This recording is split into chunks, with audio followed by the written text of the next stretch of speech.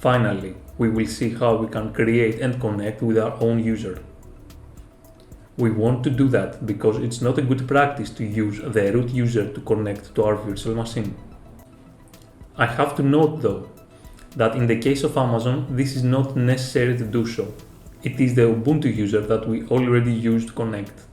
However, this is not always the case. I personally use another VPA service with the same operating system that does not have this user. So this is a good knowledge for you to have. The whole process is basically comprised of the following 3 steps. First, we will create a set of a public and a private key in our local machine. Second, we will log in into the virtual machine and create our user there. And third, we will upload the key and we will configure the system so that it can use this key to allow us to log in. We will create the public and private key using the SSH keygen command. SSH-keygen. The command will ask us a number of questions. If you don't know what exactly to answer, you can simply press enter to move forward. In this example, I will press enter in the first question, and then in the second question it asks us for a passphrase. This is a password that will be used by our local machine before we can connect. Okay, we created our keys, and you can see that they were placed in your home folder in a hidden folder that is called .ssh. You can list the folder in order to see them if you like. ls.ssh. Our keys are the 2 files that begin with id.rsa.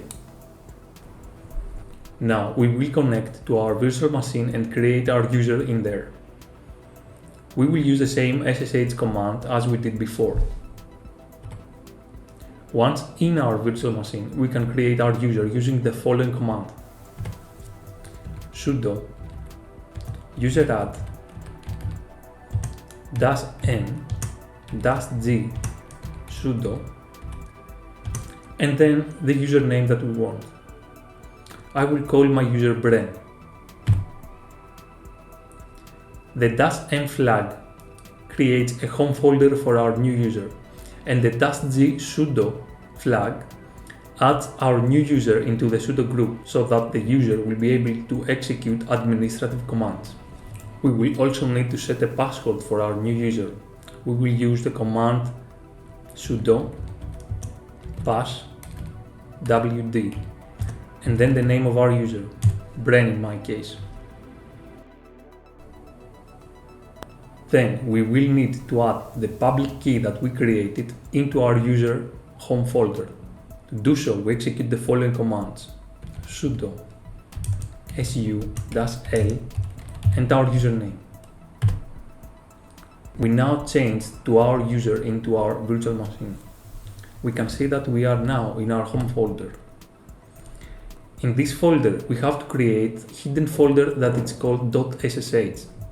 So we execute make dir .ssh. Inside this directory, we will create a file with our public key. We execute nano .ssh/authorized_keys, and in this new screen we copy and paste the public key that we created. I can see the key that I created by opening another terminal. So again, I'm in my local machine this time, and I do cat .ssh/id_rsa.pub, and this is my public key. I can copy this key into the memory and then switch back to the virtual machine and paste it inside the authorized_keys file.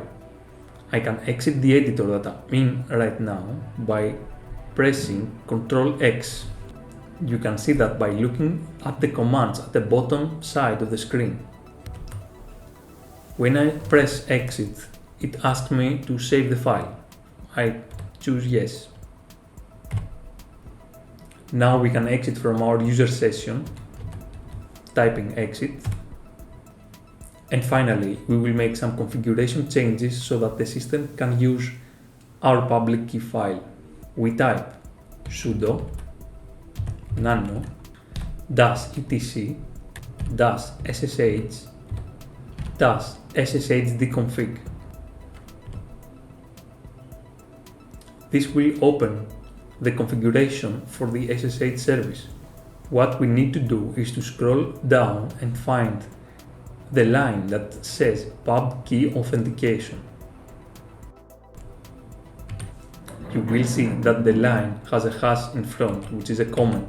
We need to uncomment the line and then press Ctrl X to exit and save the file.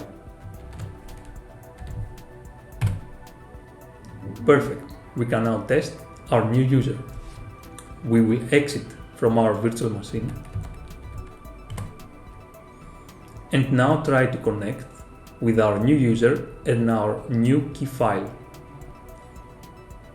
SSH -i as before, but this time we will put the path to our new key file. Our new key file is in our home folder /sh/id_rsa,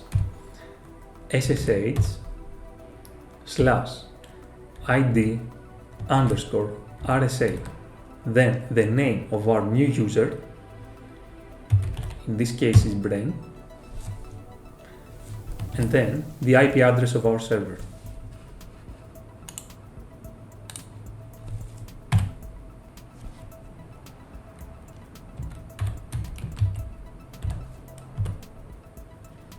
And as we can see, we connected using our new user and our new key file. And with that done, we are now finished setting up the basics in our new virtual machine.